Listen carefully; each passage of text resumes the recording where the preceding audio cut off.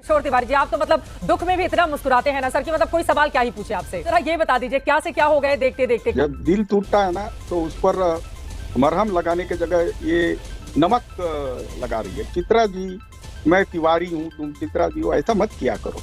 हमने रूम में लगा लिया है गाना, हम होंगे कामयाब, हम होंगे कामयाब।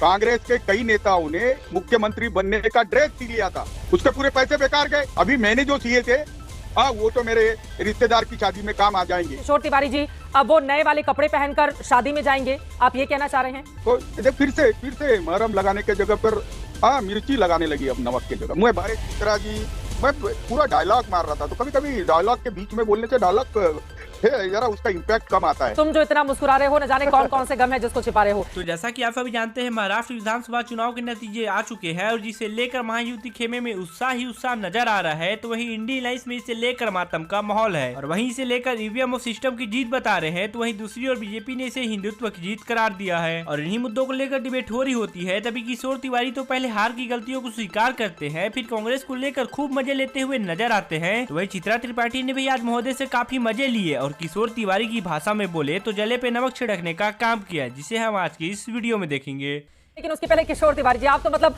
दुख में भी इतना मुस्कुराते हैं ना सर कि मतलब कोई सवाल क्या ही पूछे आपसे। अब जरा ये बता दीजिए क्या से क्या हो गए देखते देखते। कहां मतलब आप लोग 56 सीटें जीते थे 19 में, कहां 20 पर आकर अटक गए। वो भी यह हाल तब हुआ जब गद्दार न जाने किन किन शब्दों से आपने शिंदे गुट को नवाजा। और एक उनकी परफॉर्मेंस देख लीजिए, एक अपनी परफॉर्मेंस देख लीजिए। ये सब कुछ काम नहीं आया। एक है तो सेफ है। और देखिए, शिंदे जी ने इसको समझ लिया था, अजित पवार जी ने इसको समझ लिया था, बीजेपी ने समझ लिया था। तीनों एक रहे, पूरी तरह से सेफ रहे। 80% के ऊपर स्ट्राइक रेट बीजेपी का रहा। और आप लोग देखिए किशोर तिवारी जी, क्या हो गया आपका। जब दिल टूटता है ना तो उस पर मरहम लगाने की जगह ये नमक लगा रही है। चित्रा जी, मैं तिवारी हूँ, तुम चित्रा जी हो, ऐसा मत किया करो। अजय आलोक, जम गया तुम्हारा, अभिनंदन। मेरे तरफ से शुभकामनाएं। मैं बोलता हूं, अडानी, अंबानी और महायुति एक है तो महाराष्ट्र की लूट है। चलिए आज आप जीते हैं और आपको ईवीएम मैनेजमेंट कमेटी ने पहले ही 135 बता दिया था, तो आपने बोल दिया था। चलता है तुम्हारा, कोई प्रॉब्लम नहीं। हम हारे हैं। और मैंने तो झारखंड भी बोला था नहीं जीत पाए। अरे रुको ना यार, अरे जब चुन के आते हैं तो विनम्रता भी आनी चाहिए। तो एक बात बताता हूं मैं कि हमने रूम में लगा लिया है गाना, हम होंगे कामयाब, हम होंगे कामयाब।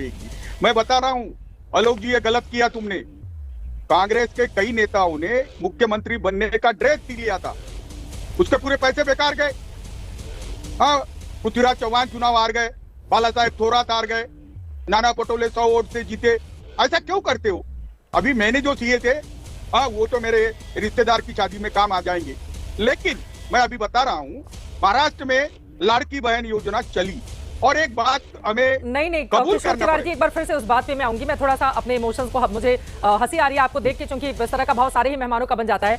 आपने कहा कि आपने नए कपड़े सिलवा लिए थे ताकि उद्धव गुट की जब सरकार बनती तो फिर आप लोग शपथ ग्रहण में जाते। इसी तरह से कांग्रेस पार्टी के बड़े बड़े नेताओं ने भी सिलवा लिए थे, लेकिन अब सबके पैसे बर्बाद हो गए। और किशोर तिवारी जी, अब वो नए वाले कपड़े पहनकर शादी में जाएंगे, आप ये कहना चाह रहे हैं?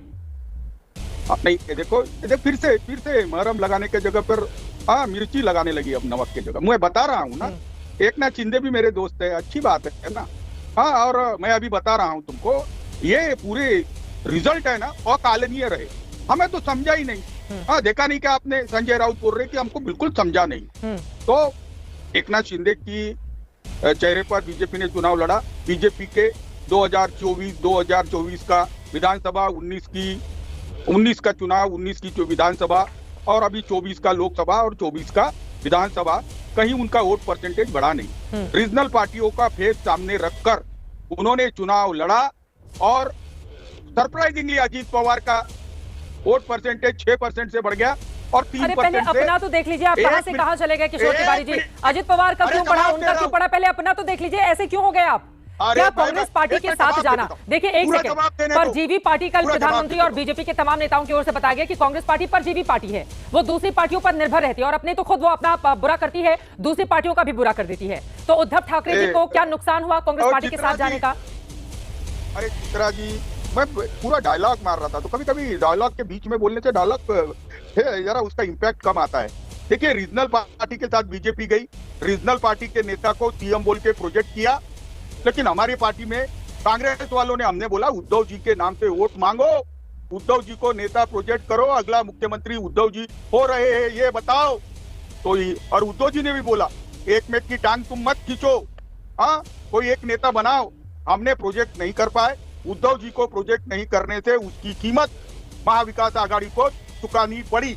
मैं एक बात बताता हूँ चित्रा जी, हमने पॉलिटिकली समझौता किया मिनिमम कॉमन प्रोग्राम में कांग्रेस से, लेकिन बीजेपी ने जो नैरेटिव छोड़ा कि हमने हिंदुत्व छोड़ दिया, हाँ फिर वो क्या क्या बोलते, तो इसमें हमारे वोटों का नुकसान हुआ, ये बात मैं कबूल करता हूँ। और कांग्रेस ने भी, हम उनके अलायंस में रहते हुए वीर सावरकर को गाली देते थे, सनातन को वो इंडिया अलायंस में गाली देते थे, ये चीज हमारे खिलाफ गई। पर संगीत रागी जी, आप ये कह रहे कि ना घर के न रहे, ना घाट के न रहे, ना ये न वो रहे, अरे चुनाव आते हैं जाते हैं, कभी जीतते कभी हारते, इतना अहंकार। एक मास्टर आदमी ऐसा कैसे बोलते हैं? ये कहाँ के हिंदू में मेरा अहंकार नहीं है, हिंदुओं ने उद्धव ठाकरे को अहंकार को पराजित किया है। बाला साहब जी के विरासत को धोखा देने वाले अपने पुत्र को जो है उनको चाटा मारा है हिंदुओं ने। तो मैं एक बात बताता हूँ, हाँ इनका तय हो चुका है, इनका तय हो चुका है। हमारे अरविंद सावंत की पार्टी, अजीत पवार की पार्टी और एकनाथ शिंदे वाली पार्टी और बीजेपी का तय हो चुका है।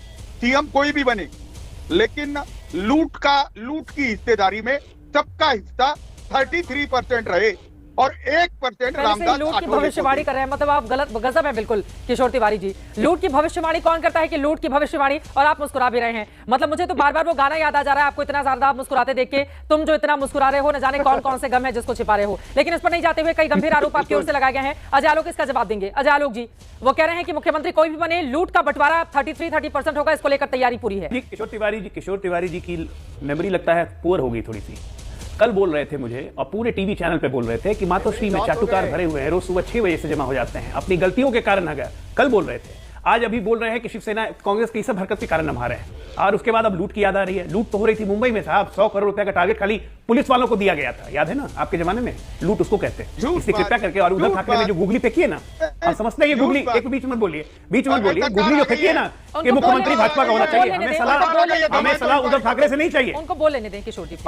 ये देखिए बीच में इसी तरह तक बोलते हैं उद्धव ठाकरे की जो, अरे एक मिनट, उद्धव ठाकरे जो गुगली फेंकी है ना कि भाजपा का मुख्यमंत्री होना चाहिए, हमें उनकी सलाह की जरूरत नहीं है। हाँ भाई एक बात बता देते हैं आपको चित्रा जी, एक सेकंड आलोक जी, क्या उखाड़ देंगे सर? ये कौन सी भाषा है? उखाड़ना, फेंकना, गद्दार, मिंदे, ये कौन सी भाषा है किशोर तिवारी जी? क्या उखाड़ देंगे? यहाँ पर तंबू किन पार्टियों का उखड़ा हुआ दिखाई दे रहा है, वो आंकड़े आप देख लीजिए किशोर तिवारी जी। गया खैर, इधर चित्रा त्रिपाठी ने किशोर तिवारी को अपने अंदाज में समझा दिया और इस बीच महोदय का अलग ही प्रकार का पीड़ा देखने को मिला। तो उधर महाराष्ट्र कांग्रेस के अध्यक्ष नाना पटोले इस हार को स्वीकार नहीं कर पा रहे हैं और इस बीच राहुल गांधी से मुलाकात करने पहुंचे हैं। देखो, महाराष्ट्र में जो कुछ भी चुनाव के नतीजे आए हैं, पार्टी हाईकमांड को भी उस नतीजे से अवगत है, क्योंकि खुद पार्टी हाईकमांड भी वहाँ मौजूद थी।